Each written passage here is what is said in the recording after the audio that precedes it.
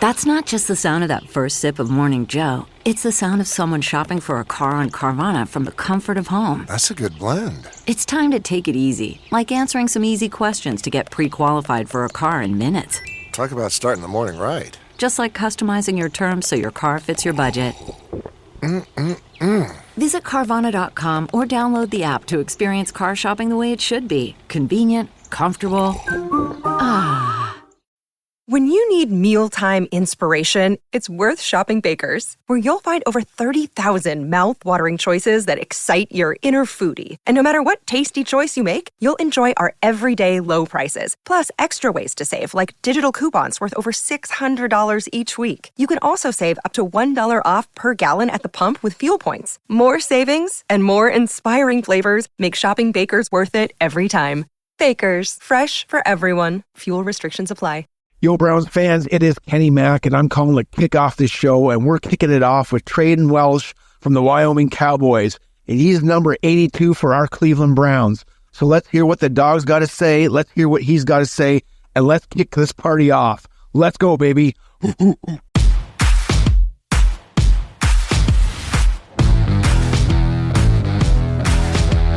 Welcome to the Dogs Podcast with your hosts, Blake Reneker, Justin Charles, and Josh All.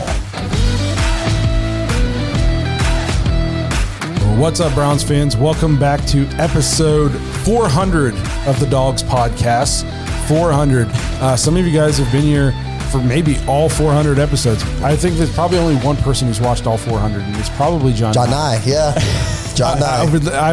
I think he's watched probably close to all 400, but some of you guys have been here since about 385, and we greatly appreciate that. And in fact, don't go back and watch episodes 1 through 14. No, stay away from those because they're very terrible. bad. If you think we're bad now, we were way worse back then. Yeah, funny. But we appreciate you guys being here on this ride with us for now 400 episodes. We wouldn't be here without you guys. We have a very special episode lined up today. We have Browns rookie tight end Treyton Welch joining us here just a little bit. We sit down with him. Awesome interview. So we're excited to talk to him. Before we get to it, though, remember, if you want to leave your voicemails or intros on the show, head to thedogspodcast.com, tap leave voicemail on the drop-down menu. You'll also find our merch store in the drop-down menu if you want to grab any Dogs Podcast gear. We got some cool t-shirts and sweaters and stuff up on there. If you're watching on YouTube right now and you haven't yet subscribed, please do so. We're trying to get to that 10K subscriber mark before the start of football season. It's a big goal of ours, so if you can help us out, it's greatly appreciated. Make sure you tap the notification bell so you never miss any of the new content we're putting out. Got a lot of good episodes. This is second player interview coming up. Hopefully we can line up even more into this offseason, so you don't want to miss any of the stuff that we're putting out. You can also just listen to the show on Apple, Spotify, and Google if you prefer to just listen. And you can also find us on all the social media pages, obviously, at the Dogs Podcast. Lastly, if you're looking for more Dogs content, head to jointhedogs.com, become an official Dog Pack member. You get access to the private Discord, play fantasy football season once football season rolls around, and just hang out with Browns fans from Scotland to San Diego, California, and Ottawa, and anywhere else. We're literally global. It's pretty global. It's pretty cool. Yeah, if you want to hang out with us, you want to hang out with other guys from all over the world, talk sports, talk games, music, anything like that, check out jointhedogs.com, become an official Dog Pack member. So like I mentioned in the open, we're very excited to welcome special guest to the show, Treyton Welch. First of all, Treyton, I want to thank you for coming on here. This is kind of a monumental episode for the podcast. I forgot to mention, this is episode 400. That's crazy. So yeah, this is wow. Yeah, so this is our 400th episode getting you on here. I can't think of a better way than to get a Browns player on here for a monumental episode. So we really appreciate you taking time out of your night, jumping on here, doing an episode with us. Yeah, I appreciate it. Congratulations on 400. Thanks, man. We started from the bottom. Now we're somewhere in the middle. Yeah. So we'll just go ahead and jump into some of these questions. We really appreciate you being here.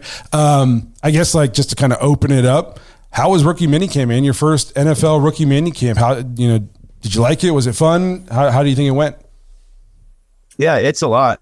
And when you get to this level, I guess you could say there's a lot of mental aspects that come to play, and not there wasn't in college, but it's a whole nother level of, you just getting thrown into the playbook on day one, if that makes sense. So it's a lot of learning and, coaches just kind of, putting the playbook on you and seeing what you can kind of collect and put on the field, and so it was definitely a lot of mental distribution over the weekend, and it was obviously a new experience for me, and it was a fun experience overall.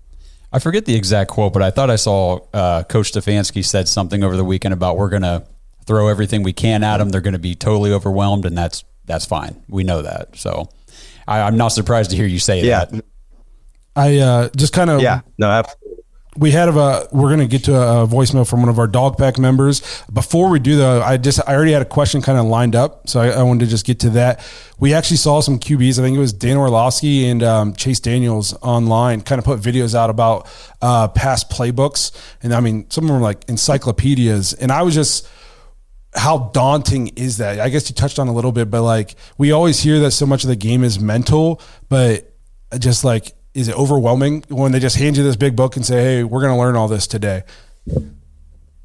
Yeah, typically they do it in installs. So, but the installs are pretty thick in themselves. And just the base information, I think I saw a video on that too, that you're mentioning, but the base information, the formations, the motions, all that kind of stuff, you got to learn the base stuff to, even be able to go out and perform on day one install, if that makes sense. So, typically, they'll just do, a bunch of different installs, and then you go day by day and learn that install for the next day to go out and, perform at practice and kind of execute it. So it's they break it up a little bit in terms of just handing you a huge playbook to start out right away, but it's still, each one of those installs are pretty hefty in themselves. So it's definitely, a lot of learning, and it's a good thing though, because when you're watching the Browns on Sunday, they got a lot of depth to it. It's not just, hey, you go run this. So that's a good thing. You could say that. I've never been involved in an NFL camp. I'm just a silly podcaster. But I did play football, like obviously the lowest levels in, high school and junior high and stuff like that. It always blew my mind. Why does the play call in the NFL need to be the world's longest run-on sentence when in high school you can just say the name of a play and all 11 guys know what the name of that play means? In there, why do we have to explain it to the adults what every single position is going to do on this play in the huddle? There's a couple different aspects to it, I guess, because sometimes you do just get one word and you got to know what the play is overall, and kind of everybody's on the same page there. So sometimes you get a shorter play call, but then sometimes you get the play calls that you're talking about. And typically that comes in play when the offensive coordinator or the coaches want to run a specific play, but they don't necessarily have the words to say it in one call, if that makes sense. So then they have to tell, okay, this guy's got this guy's got this guy's got this, because we don't have in the playbook one play call that says you guys all have this different aspect of the route. So I think that's, kind of where that comes into play, because like I said, sometimes on the play call sheet or in the playbook, the coaches want to switch something up, but they don't want to switch the whole playbook up. They just want to get a play call with those different aspects. I think that might be where the long calls come from. But okay. So it's more like it's definitely mixed in overall. Kind of like a hybrid play on the fly. They're just kind of putting it together and making sure everybody knows what to do, but they're not changing the essence of the base play. Okay, that makes sense. And that could end up being a base play. So it could end up being in the playbook, and so that's where you probably get those in the playbook. And then there's some just plays flat out in the playbook that are pretty long. It's just the way it is. But well, and it kind of helps us understand as fans, viewing the games from our couches. Just because you see a guy run a route, it's like he definitely wasn't where he's supposed to be, or this guy looked totally lost. That really, it's understandable whenever you look at it and understand what's going on. Yeah, I think like an adult's attention span is like 8 seconds, and if the play call is 12 seconds and your role was at the end, you might have forgot. You might not have paid attention. So we had, like I said, we had the voicemail from Kenny Mack, our guy in the dog pack. He wants to add some questions about training camp. So we'll go ahead and jump to that, and we'll see what Kenny has to say. Yo, guys, it's Kenny Mack, and I'm calling in to talk to Treyton. Treyton, how's it going from Ottawa, Canada? You got some fans up here with the Ottawa Browns backers. What I want to ask you, number one, what were you hoping to get out of your mini camp that you just got out of, whether it was strength, nutrition tips or just some football overall for you. You're a pretty well-rounded player. Other question I have for you, man, I was in Las Vegas when you played the Rebels, and you had a great game. 3 catches, 50 yards, great blocking. Unfortunately, you guys didn't win that game. I want to know, it cost you a shot at winning your division. What did you learn from that, and what were your takeaways? Cheers, my man. I'm out.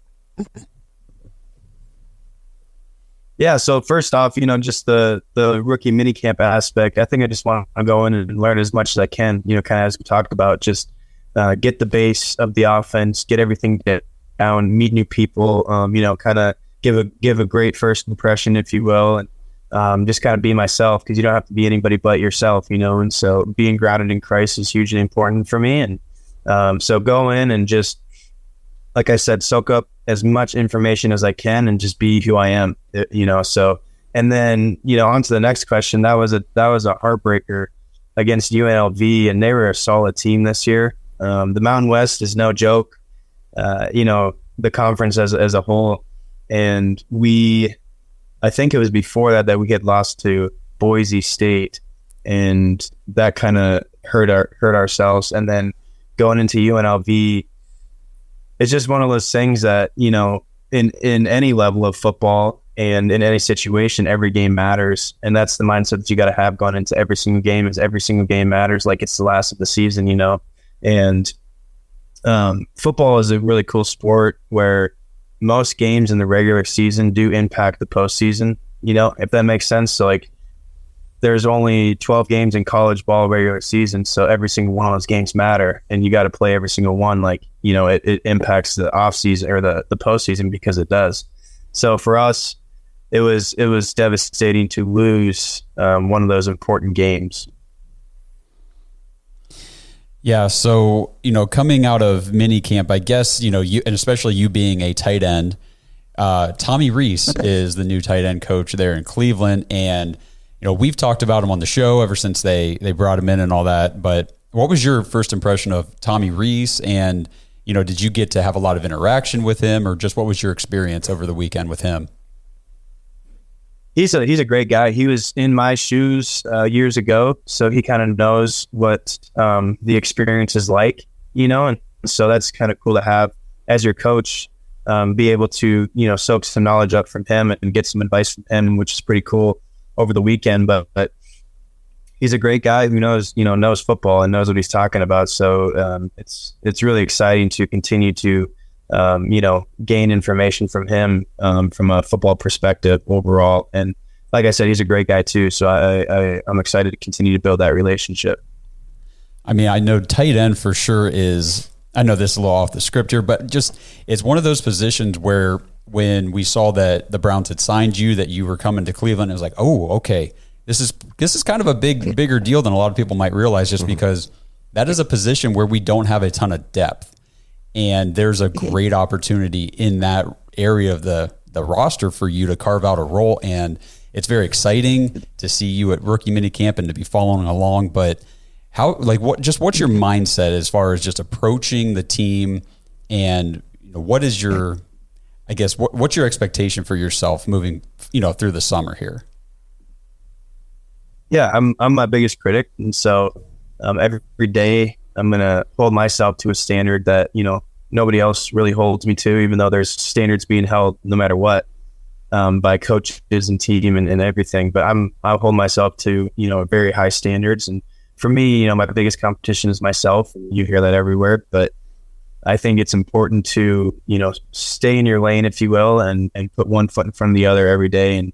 And so for me, that, is putting one foot in front of the other every single day and taking one day at a time and trusting in the Lord's will and submitting to the Lord's will. So it's, I know it's tough no matter how you look at it. Everybody, the NFL is a cutthroat business, if you will. And I'm sure you guys have heard that too. But so for me, it's one day at a time, one day at a time, give 100% effort one day at a time. And don't necessarily have a scope looking down the calendar, have goals in mind, but one day at a time, increments change over a long period of time. So much of making it in the NFL is, I feel like it's fit.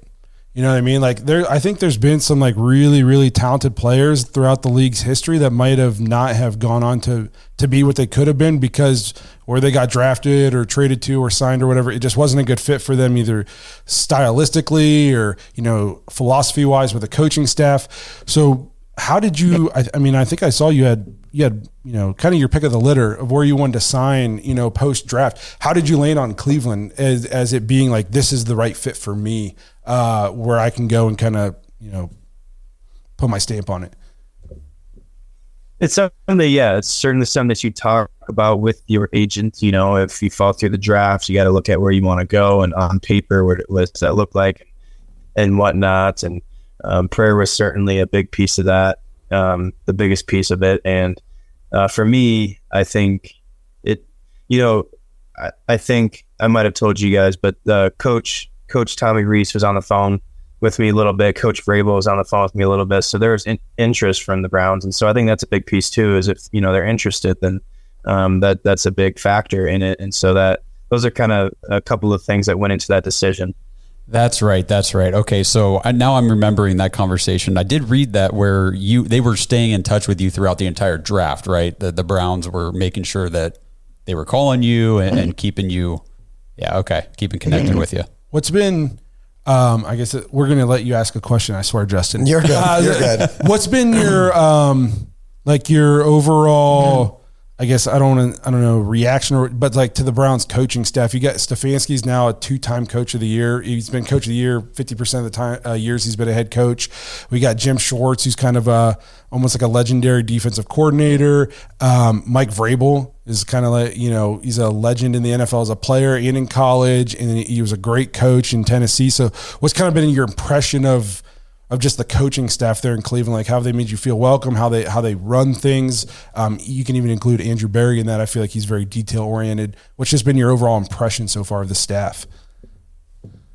It's very professional, and they do a great job of leading the organization in the way that they want it to go. I've noticed that they're very firm in leadership, and like I said, they're very professional with what they do. So they're great. I mean, it's great to come into a building with such a great group of coaches and a great group of men who are willing to lead, our team into the right direction. And that's win a Super Bowl.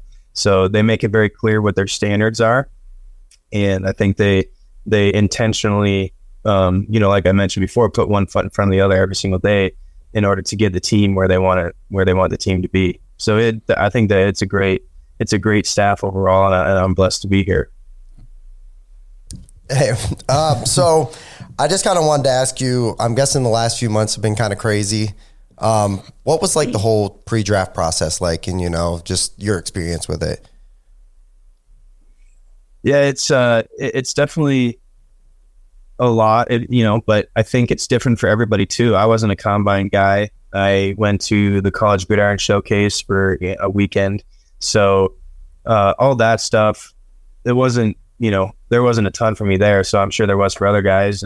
But throughout the whole process, it's a major interview. It's a huge interview daily for months. So that was the biggest thing, is just every single day. What are you doing on the field to stay ready? What are you doing off the field to stay ready? In interview processes. Can you collect information that coaches are giving you, and then relay it, and everything in between? So it's definitely, just think of it as a very, very long interview that's both physical and mental. And the pro day, it was my combine, and that's a fun process to get ready for, especially with the guys that I had out there. Coach E was my strength coach at Wyoming. He's great at what he does. Easton and Andrew. It was a great process of just being able to work out with those guys and continue that relationship as well. So this episode is brought to you by Omaha Steaks. Dogpack, Memorial Day is almost here, and that means it's time to get fired up for grilling season. So sweep off your deck, throw back the grill cover, and fire up the mouth-watering flavor of Omaha Steaks when you go to omahasteaks.com/dogs and get 50% off site-wide with Omaha Steaks Memorial Day sale. That's 50% off everything Omaha Steaks has to offer. Not just the steaks, which are absolutely incredible, but they've also got awesome jumbo franks, brats, chicken, seafood. They've got pork. They've got appetizers. I just ordered a bunch of meatballs and chicken wings for my freezer to get ready for grilling season. So head over to omahasteaks.com/dogs and see what they have to offer. This is a great opportunity to get a great deal on great food. omahasteaks.com/dogs, 50% off site-wide Memorial Day sale, and use promo code DOGS, DAWGS, when you check out. You'll get an extra $30 off your order. Omaha Steaks isn't just steak, it's the best steak of your life, guaranteed. So load up on all the summer classics for half the price at omahasteaks.com/dogs. And don't forget to use our promo code DOGS, DAWGS, when you check out and get that extra $30 off your order. You got to hurry. The Memorial Day sale will be gone before you know it. That's omahasteaks.com/dogs, promo code DOGS when you check out for an extra $30 off your order. Minimum order may be required. The comfort of your favorite seat is now your comfy car selling command center, thanks to Carvana. It doesn't get any better than this. Your favorite seat's the best spot in the house. Make it even better by entering your license plate or VIN and getting a real offer in minutes. There really is no place like home. And speaking of home, Carvana will pick up your car from yours after you finalize your offer. Visit Carvana.com or download the app and sell your car from your comfy place.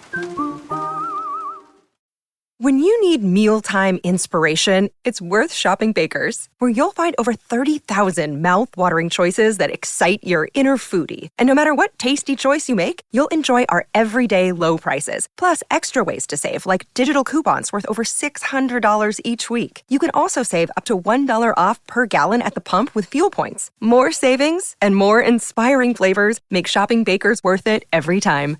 Baker's, fresh for everyone. Fuel restrictions apply. You prepared your kids for their first steps. The first day at school, their first dance, that big test, all the wins along the way. With a College Savings Iowa 529 plan, you'll prepare them for even more. Register before May 31st for a chance to win a $1,000 contribution. Visit collegesavingsiowa.com to make the first move toward a bright future. College Savings Iowa. It's how parents get through college. Administered by the State Treasurer of Iowa. Is it almost a mental relief to be done with that and now you're just playing football again? You know what I mean? Like, as a football player, I feel like I know you're trying to make a team. You're getting handed a lot of mental work with a playbook. You're going up against professional athletes. So it's obviously tough, but like, this is what you do. You know what I mean? Like, this is what you've been doing your whole life. You're a football player. You're not necessarily an interview artist. You know, you're not a workout guy who's just, running cone drills. Like, you're a football player. Is it almost a relief in a sense to just be like, okay, I'm back to doing what it is I do? It's nice to be on the Cleveland Browns, because in the interview process, you don't know where you'll end up. You don't know which team you'll be playing for. So every team has their own questions for you. Every team has their own, expectations and whatnot, interview process. So it's really nice to be a Cleveland Browns and pursue the same goal that the Cleveland Browns have and be on the team. That's the nice part, is being on one team, the Cleveland Browns. That's awesome. Well, we like that you're a Cleveland Brown. Oh yeah, this is awesome.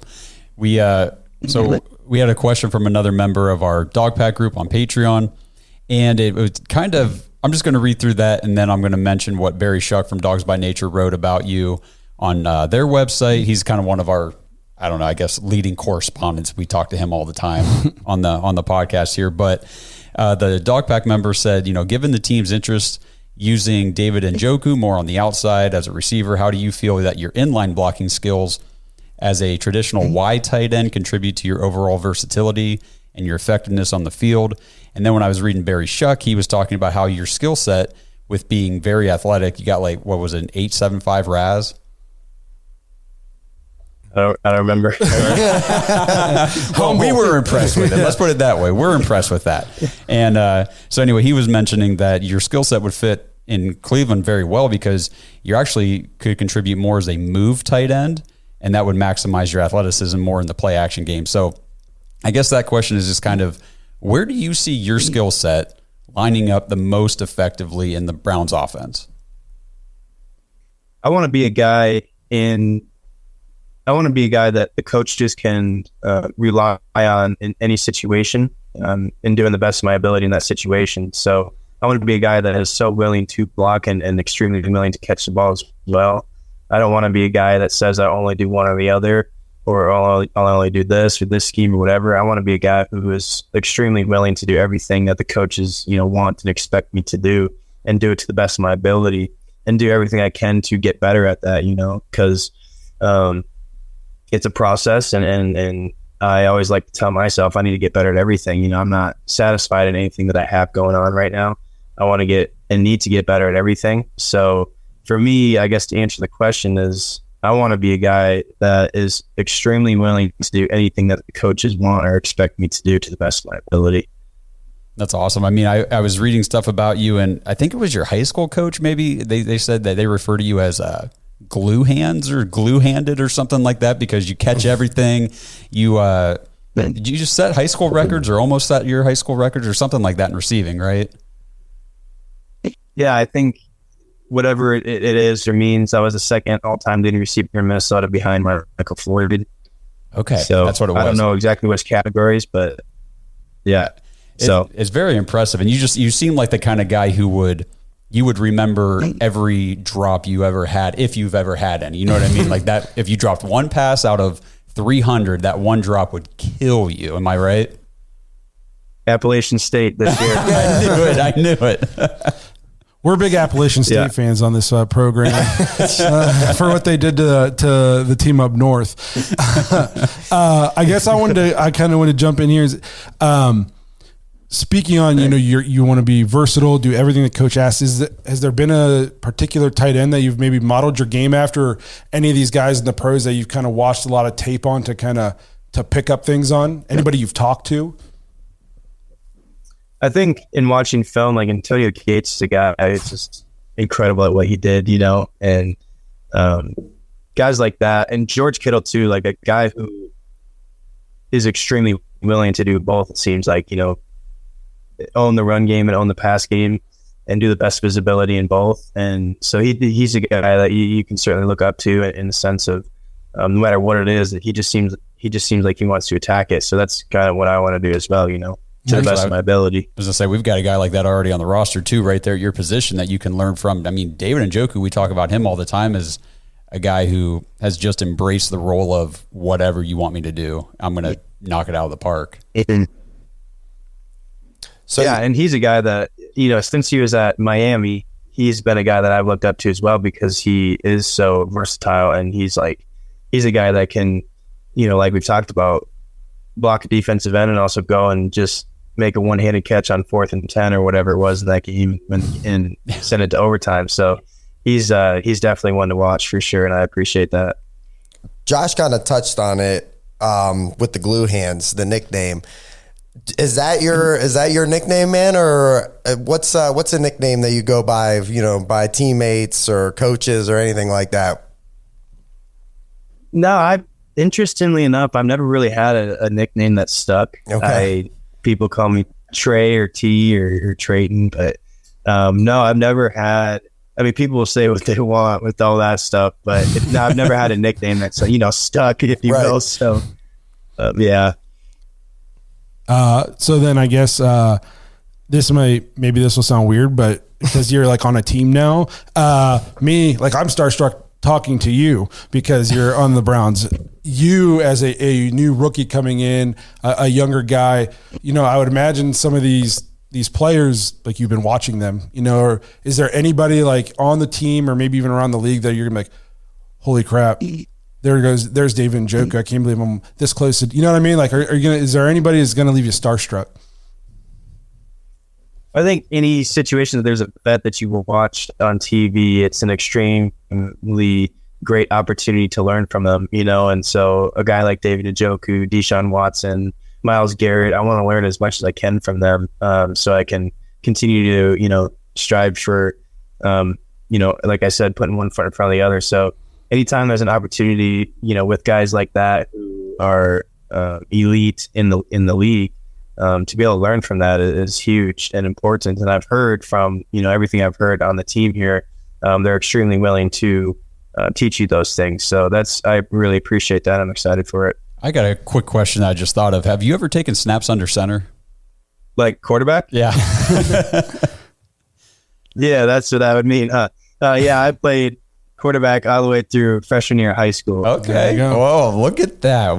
There might be even more of a role for you. Yeah, I don't know how much you watched the Browns last year, but Harrison Bryant was essentially our 4th and 1 quarterback sneak in and all that stuff. So, yeah, if we did a QB sneak or like an attempted like tush push type thing, it was Harrison Bryant every time taking the snap under center. So that's why I was like, oh yeah, that's right. We are going to need somebody to do that. Interesting. So I'm doing some research, man, and I come across this epic picture on ESPN of you, just this awesome, dope mustache. So I got to ask, what's going on? Are you putting wax in that thing? I see it's trimmed down now. I respect the facial hair look on it, man, but we going wax on that thing? We all natural? That's an epic picture, though. I won't lie to you. I think that was one of the times I dyed my mustache. So that's probably why.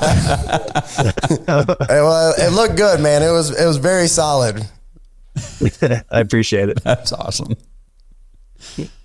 Justin, I think you had another one on here. I did. We skipped you all a bunch of times. That's okay. I guess so. We saw that you got to pick a number and everything too, man.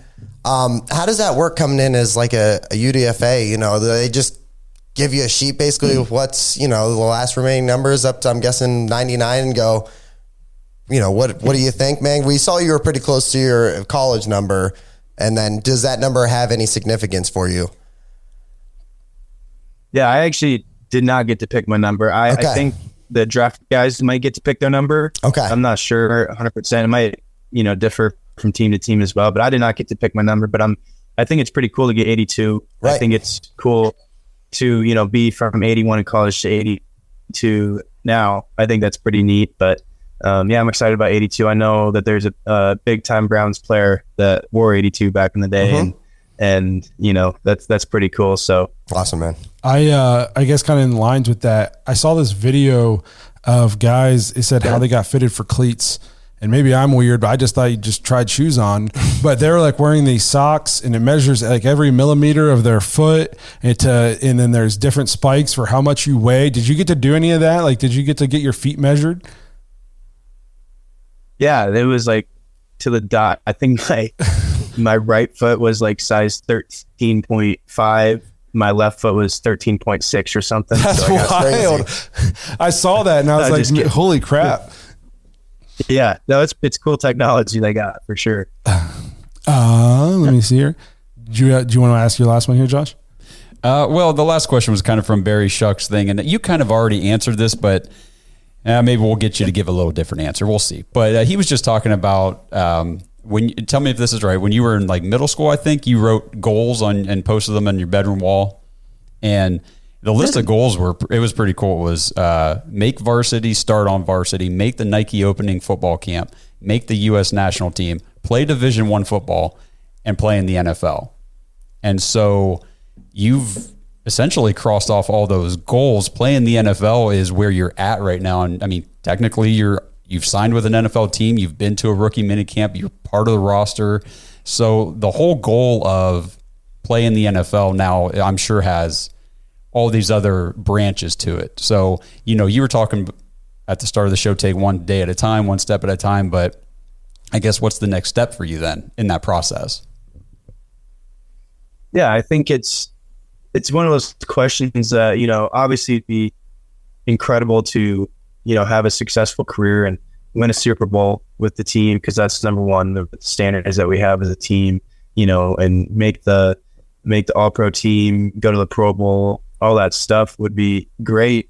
But I think, instead of looking at things that fade, for me, it's because even I think Tom Brady had a 90-minute episode or whatever it is, and 60-minute, whatever. And he, after his 4th Super Bowl ring, maybe, he said, I just still feel like there's something missing.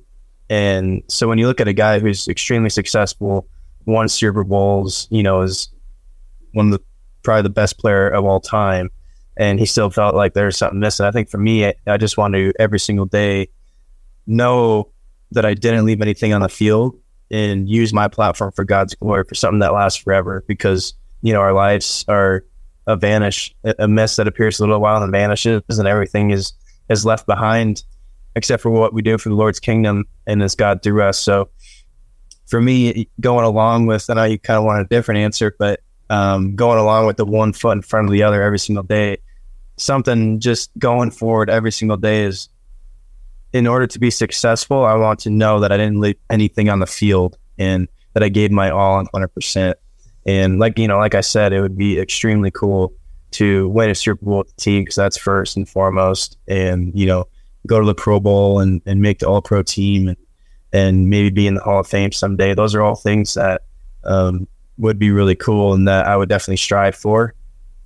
But for me, it's knowing that I didn't leave anything on the field and use my platform for God's glory and hopefully make a difference in that. So that's awesome. That kind of fits in line with your moving from 81 to 82, just one step at a time, right? Just the next step. But I mean, so as far as like summer schedule and all that, is it just, are you on your own now away from the facility until OTAs, which are in a couple weeks, I think, right? Yeah, we're rolling. I mean, rookies, I think, is a little bit different. Early on, guys, we're rolling still with practices and stuff like that. So okay. I think, yeah, I don't know exactly. I'm all new to it as well, so it's hard to know what to expect. But yeah, we'll find out, I guess. So I'm not off on my own right now. Gotcha. That's all. Okay, so like rookie mini camp didn't just end and now everybody just went their own way for a few weeks. Like you guys are all still okay. All right, gotcha. Cool. I think it's kind of cool. I mean, obviously we don't know, and I think a lot of people listen. It's kind of cool to get a glimpse into like a day in the life. You know what I mean? We don't get to see it from players' side and players' perspective a lot. So I think a lot of people appreciate kind of seeing what it is you're going through. You know, you're just replanted yourself into a different state. I don't know if you'd ever been to Ohio. So now you're away from friends, family. So it's good to know that you're not just, they don't just say, hey, thanks for your 2 days. Now we'll see you in a month. Yeah. You know? And actually like, you know, just being there with the rookies and everything, cause that's really all it is right now. So, I mean, what's your impression of the rest of the young guys coming in with you this season? I mean, is there anybody you've kind of like hit it off with, you're kind of palling around with, you know, or anything like that? They're all great guys as well. They're all, you know, focused on learning as well. And kind of, like I mentioned many times, putting one foot in front of the other, taking it one day at a time. And so they're all very, very great guys, you know, and we had the opportunity to talk to some older guys, just kind of about what to expect as rookies. And they did a phenomenal job of kind of, you know, being a leader in a way and just kind of telling us what to expect going into this year and how difficult and great it can be, you know? So I think with the group of guys, you'll find that this rookie class is a great group of young men. That's awesome. That's good to hear. And I think the Browns have done a really good job of kind of building a culture since AB and Stefanski have come in as like, we're a team that takes care of their own. They take care of their players. Like you said, they make it known that this is the standard and this is what we expect, but they do it in the right way. And they like treat people with respect. And even if they got to make a hard call down the road with a player or whatever, like they do it in the right way. And so I think it's good to see that we just have a team and a front office that treats people the right way.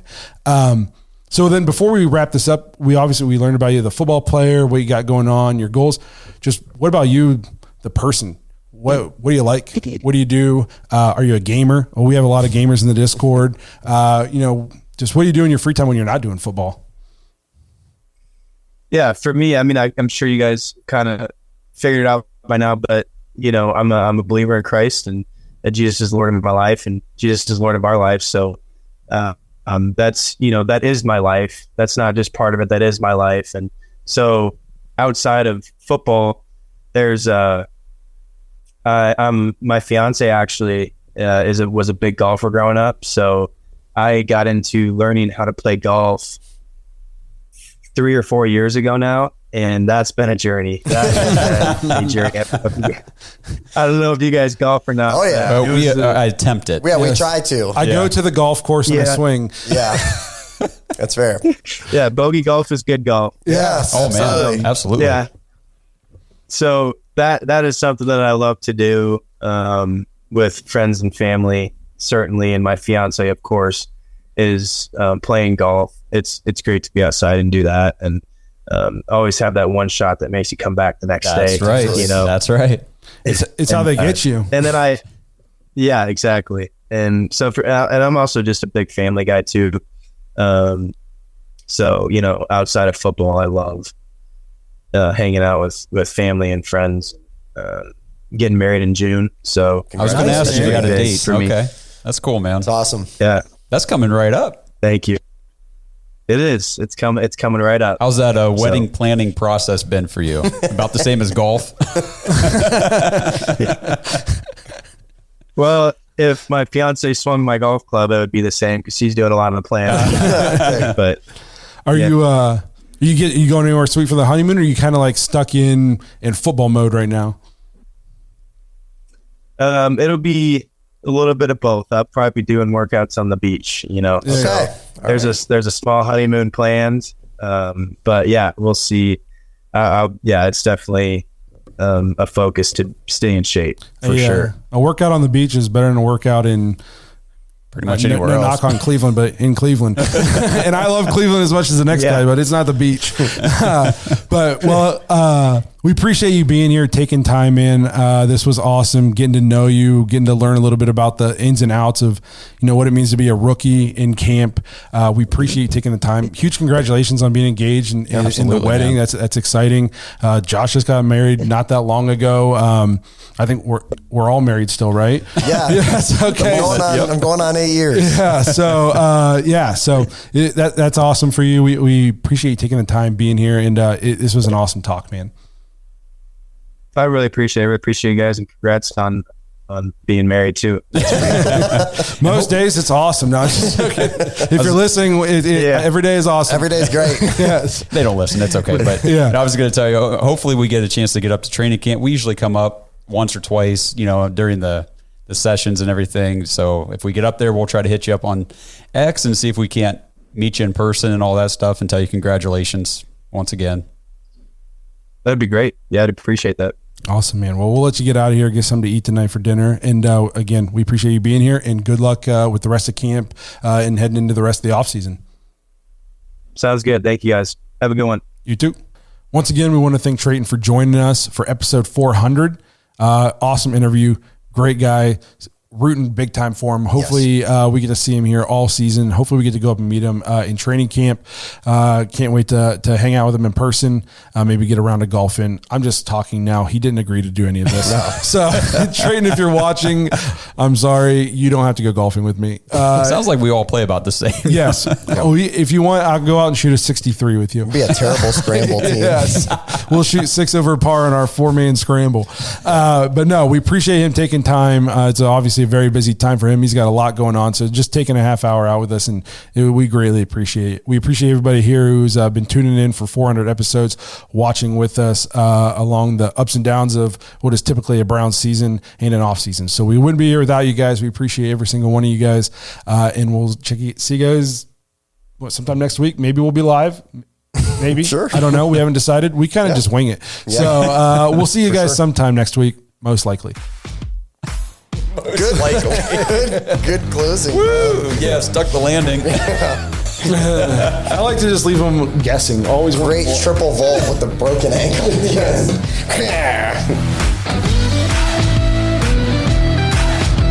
Thanks for listening to another episode of the Dogs Podcast. Make sure you subscribe on YouTube and follow us on Twitter at The Dogs Podcast. Get your thoughts on the show at thedogspodcast.com.